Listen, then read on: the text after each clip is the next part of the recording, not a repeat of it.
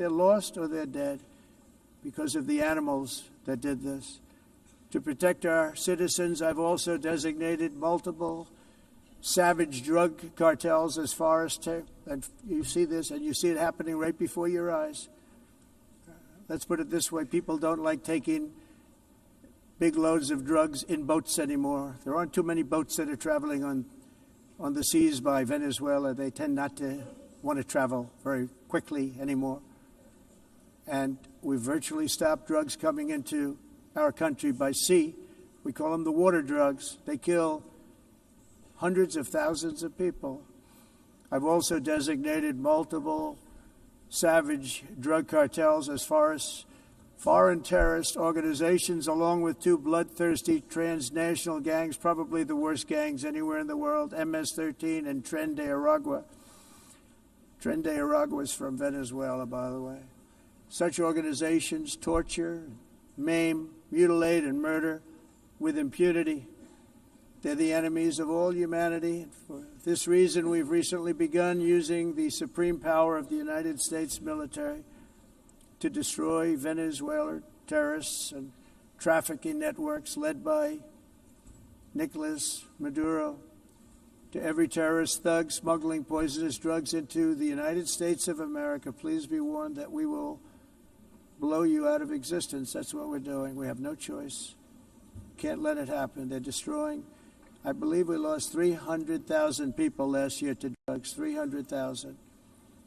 Fentanyl and other drugs. Each boat that we sink carries drugs that would kill more than 25,000 Americans. We will not let that happen. Energy is another area where the United States is now thriving like never before. We're getting rid of the falsely named renewables. By the way, they're a joke.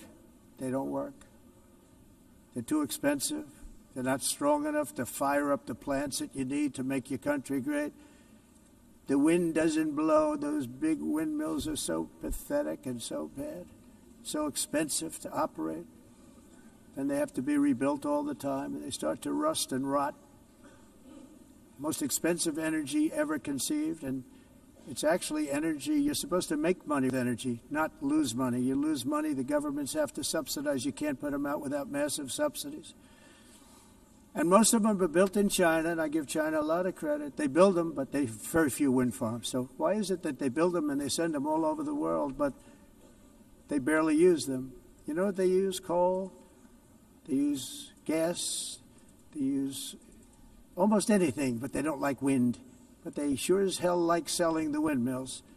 Europe, on the other hand, has a long way to go, with many countries being on the brink of destruction because of the green energy agenda. And I give a lot of credit to Germany.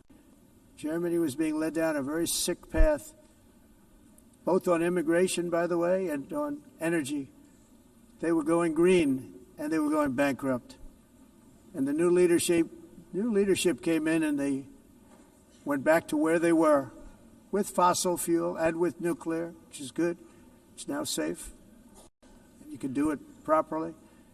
But they went back to where they were, and they opened up a lot of different plants, energy-producing plants, and they're doing well. I give Germany a lot of credit for that. They've said this is a disaster, what's happening. They were going all green. All green is all bankrupt. That's what it represents. And it's not politically correct. I'll be very badly criticized for saying it, but I'm here to tell the truth. I don't care. It doesn't matter to me. I'm in New York City.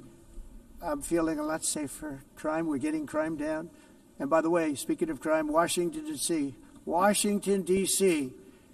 was the crime capital of America. Now it's after 12 days, it's a totally safe city. Everyone's going out to dinner. They're going out to restaurants. Your wife can walk down the middle of the street with or without you. Nothing's going to happen. My people have done a fantastic job. And yes, I called in the National Guard, and the National Guard took care of business, and they weren't politically correct, but they took care of business. We got 1,700 career criminals out, brought them back to where they came from, the countries where they came from, or put them in jails.